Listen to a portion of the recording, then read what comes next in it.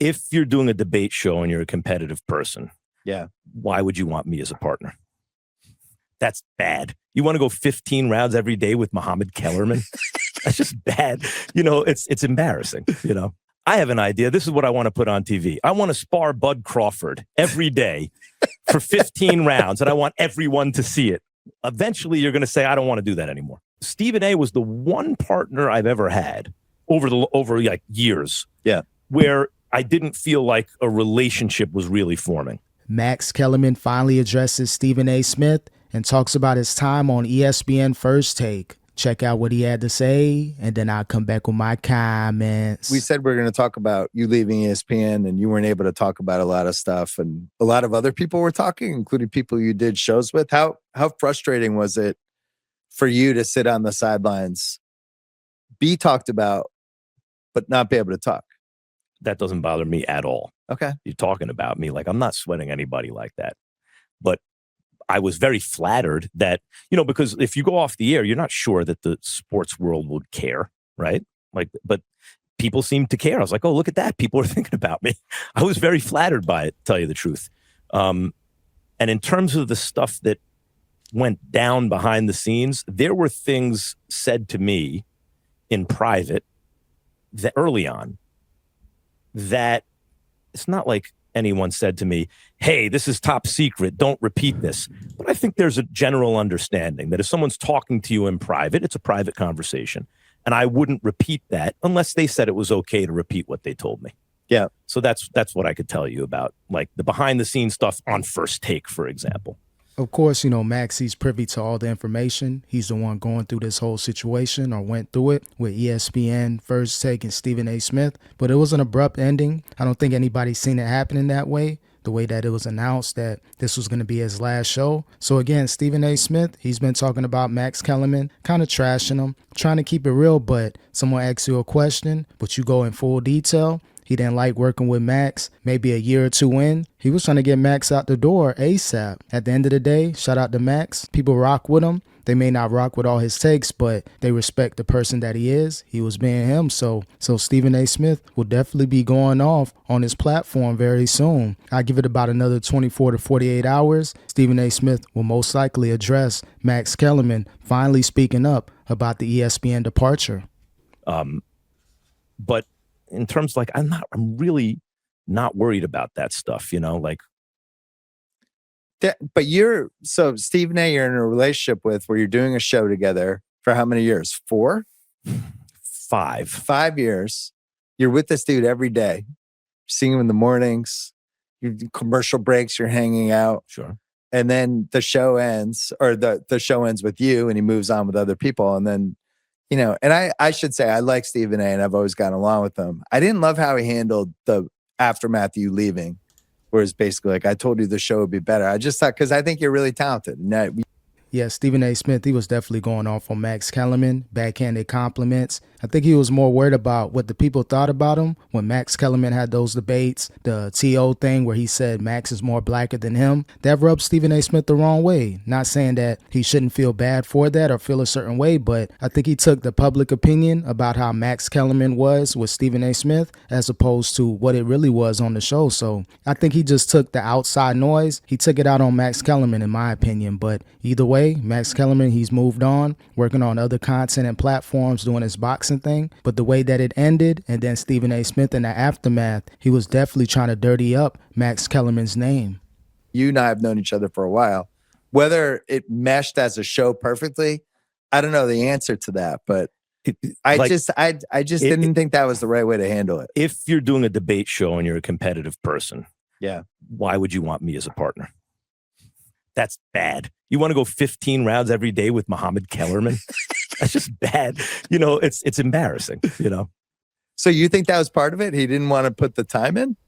Or Yeah, Max Kellerman, he trolling right now. You know, you got to big up yourself. At the end of the day, he felt as though Stephen A. Smith may have felt a certain way about him. Like, you're going against Muhammad Ali, and you're just some random boxer out there trying to defeat the king. So, either way, man, Stephen A. Smith, you're finally getting shots thrown at you. You've been throwing underhand shots and overhead shots at Max Kellerman in various interviews. Not to say that he brought Max Kellerman's name up, but the way that you answer the questions, people were scratching their head like, I know you may not have liked the guy, but do you have to kind of step on him as he's trying to rebuild after ESPN and First Take? So I think that's where Stephen A. Smith really catch a lot of flack out there in the media and public opinion. Like, you're really like stomping on Max Kellerman right now when he's down. You shouldn't do that. But Stephen A. Smith, you know, he's going to be a loudmouth. He's going to talk his talk. But I'm interested to see his response to Max Kellerman in this interview. Like, just want a different type of show. What's your take looking back 2 years later? I don't think it has to do with put the time in. It's, you know, it's a debate show. You're ready to roll on all topics. You want to if you're, I have an idea. This is what I want to put on TV. I want to spar Bud Crawford every day for 15 rounds, and I want everyone to see it. Eventually, you're going to say, I don't want to do that anymore. And you bring in some other people in a rotating cast. Yeah.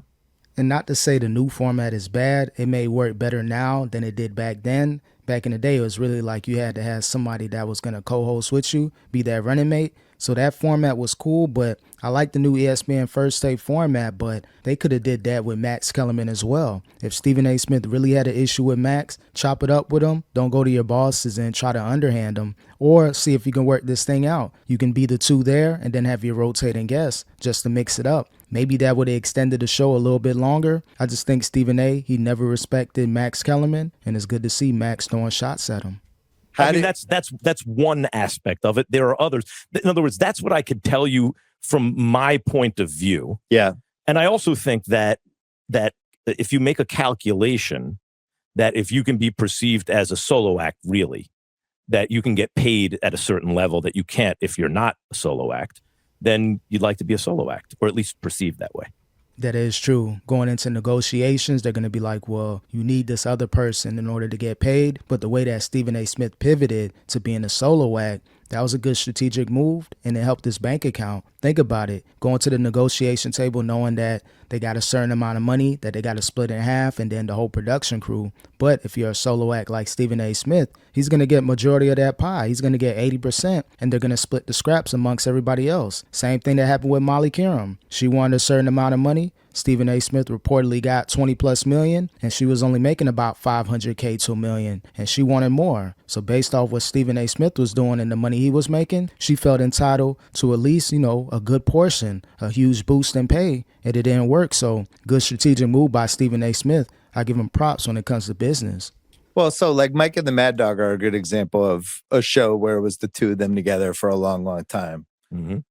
And then all of a sudden, whatever happened. Mike got his own show and he stayed on top for Do you know who was supposed 6, to be? 7 Do you know years. who he wanted to be in Did you Mad get the Dog's call? new position? Oh, yeah, that was the plan. I was supposed to go over and work with Mike, yeah. Interesting. Yeah. Because I got the call. Who else got the call? I don't know, but we had like come to an understanding. So you're going to leave ESPN and do it? I did leave ESPN. But not to do a show with Mike. Yeah. You did the show with Mike? No. So what happened? Again, my interpretation of what happened, my analysis is, I think he realized at a certain point, they're not going to make me take a partner. Why should I take a partner?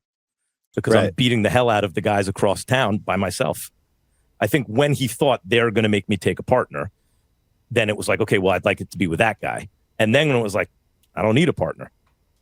That would have been a good move for Max Kellerman working with Mike. I believe it was Mike Greenberg, the Mike Golick, and them two. They were partnered up, but to have Max Kellerman on there would have been an interesting dynamic. But it all worked out for Max Kellerman at the end. He had a show with Marcellus Wiley, and then after that ended, he was on First Take. So First Take did take Max Kellerman to the next level as far as notoriety and fame. So even though it only lasted about a few years, it was still a good move for Max Kellerman because he was able to pivot and work with other platforms and other businesses. So at the end of the day, didn't end well, but I think Max Kellerman, he's thankful for the opportunity. Yeah, that's too bad though, because I actually think long term he did need a partner because it's always good to have people to play off of. Look, I don't need a partner either. No. But I like having one because I find conversations more interesting than just talking into the wind, So over the years, you had Brian Kenny. Yeah. For Jim a while. Lampley, Marcellus Wiley. Marcellus for a I had while. great partners. And in fact, I've become good friends with the people I work with because Bill, you know better than anybody. We're getting away with it. If you're in this business, you're getting away with it. Shh, we're talking about sports. Right. And You'd be doing this anyway. Come on. It's your job as a guy, like an average American guy. It's your job to follow sports. It's like literally what you have to do. You have no choice in the matter, right? You got to find out what's going on. And so how to make that experience even better? Hang out with your friends and talk about sports, right? Like, why would you not want to do that? It's interesting because Stephen A was the one partner I've ever had over years. Yeah. Where I didn't feel like a relationship was really forming. And I think that's what ultimately ended the whole partnership with Max and Stephen A. They didn't have that rapport. You see how Stephen A and Skip, they're taking pictures, they kept in touch. They may not be buddy and hanging out all the time, but there was a respect factor there. Stephen A. Smith never respected Max Kellerman. Maybe he thought he was cool from afar, but working with somebody in person every day, 2 hours, 10 hours a week plus, maybe you see like, you know what, this ain't gonna work. But Stephen A. Smith, he took his frustrations out on Max. We've seen it on the show, and I'm sure a lot of stuff happened behind the scenes, like Stephen A. Smith reaching out to the bosses, giving them an ultimatum. It's either me or Max Kellerman. And of course, they're going to choose Stephen A. Smith just because he had a lot of relationships behind the scenes. So they're going to make the decision to keep Stephen A. Smith. Not saying it was a wrong decision because, he's keeping First Take afloat and contributing to other platforms and television. So it is what it is with Max Kellerman. I just think they didn't have that relationship. There was a lack of respect there on Stephen A. Smith's part, and it really ended the show. That was the reason why First Take ended with Max Kellerman. And I like to go to work and you could feel a little bit watching it. And it was hard to tell how much of it was theater and how much of it was like, oh, these guys just don't get along in the same way, or whatever you feel about who you're working with and what the situation is. To me, a cardinal sin is betraying that on the air. You should always be thinking about making the show entertaining. Right. And I do think it reached the point on that show where it was like, come on, dude, we the first priority is to make good TV. Well, it becomes.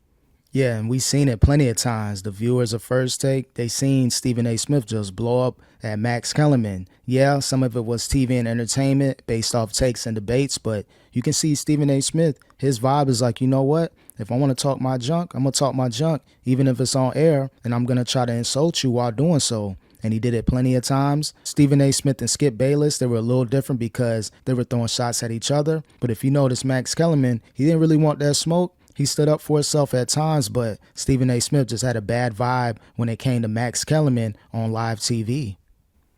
I mean, good TV is like professional wrestling, right? Right. Both guys have moves. You guess how the other guys move. Of course. And I think we've all been in situations who've done this where you're with somebody who, or on a bigger show, where people either selling your moves or they're not. Right. Exactly right. But he's a showman. Like he would. I never had to worry about when the little red light came on that it wouldn't be a show, but it would be like, you don't want to be undermined, Is that Yeah, that's one thing with Stephen A. Smith. Again, I'm critical of him. I have my thoughts and comments about him and the way he moves, but when it comes to TV, that light cut on, you see it, Stephen A. Smith, he's going to transform. He's going to be live and in motion, ready to go. So I give Stephen A. Smith that. His on-air, his persona is one thing, but you can't say he don't work hard. You can't say he doesn't entertain, because if Stephen A. Smith isn't on ESPN First Take, I'm most likely not watching that show, especially when he's on vacation, doing his own thing, handling obligations. Stephen A. Smith made First Take what it is now, but he did hurt First Take from time to time, just the way that he may have been pushing people out, like Max Kellerman. fun show to do? Like, did you like doing, what was it, 2 hours a day of just 5 days a week of having to react and just be like prisoner of the moment stuff? The issue with that show is this. What is a hot take? A hot take is a counterintuitive conclusion that on TV, you're going to just state your conclusion. You do analysis about a subject. You come to a conclusion that's counterintuitive. So when you say it, people will be like, what are you talking about? Give me 90 seconds. I'll explain it to you. Oh, at least he has a point of view. If there are 12 topics a day and you have 12 hot takes on those topics, because by and large, there's a consensus about sports. This guy's good, this guy's not as good, whatever it is. This team is in the right direction, the wrong direction, whatever it is. The consensus is usually correct, right? Yeah. Sometimes, some small percentage of the time, in fact, what everyone thinks is not true. If you have a counterintuitive conclusion about every topic in sports every day, you are insane. Like, Skip Bayless is very entertaining, and I always enjoy my interactions with him privately. Yeah. He's insane, right? Like, you have 12 hot takes a day? Unbelievable, right? Right. You've come to... We're in a hot take culture. The debate shows, they started it, and now it trickled down to independent content creators doing the same thing. So a lot of people, they be like, why are you clickbaiting? Why are you doing that? You got to do these wild takes to gain traction. ESPN, they do it all the time. First Take, Stephen A. Smith, Max Kellerman, he says some things as well. So we're in a hot take culture. That's just where we're at in media, sports media. 12 conclusions that go against the consensus every single day that you're going to... But Stephen A. has no hot takes. Stephen A. almost never, I can't think of any counterintuitive conclusions that he ever reaches. That's not his job on the air. His job is to be the big reactor to a counterintuitive conclusion. Reactor. Just, he's there to hear the crazy conclusion that his partner has come to and actually be the everyman with a loud voice. Like, you are crazy, right? And do it theatrically. So there's a lot of pressure on his partner to come up with a counterintuitive conclusion about everything. Now, how do you do that? Well, you're just making it up. You're doing it for TV. No, what you do is you take a topic, and a good producer will start to drill down on the topic and say, okay, so you agree about this. So Mahomes is a great quarterback, but what does he do well and what does he not? And you keep going down until until you get a divergent opinion. Well, actually, I think he is good at this. No, I think he's good. No, actually, the most important player on that, we both think this is going to win. This team's going to win the championship. We both think this is why. Drill down. But no, actually, the key player is, other than the superstar, is this guy. No, it's that guy. Actually, Draymond Green is the second most important player on the Warriors, right? He's actually the pick and roll partner who does all the dirty work. Victor Wembanyama is the best player in the NBA right now. There you go. There's a counterintuitive conclusion. Yeah. But you keep digging until you get a divergent opinion, and there is your argument. But there was a lot of pressure on that show. Like Stephen A's opinion will not diverge into counterintuitive almost ever. So his big take will be, but he'll deliver it theatrically, is Steph Curry is the greatest shooter that ever created.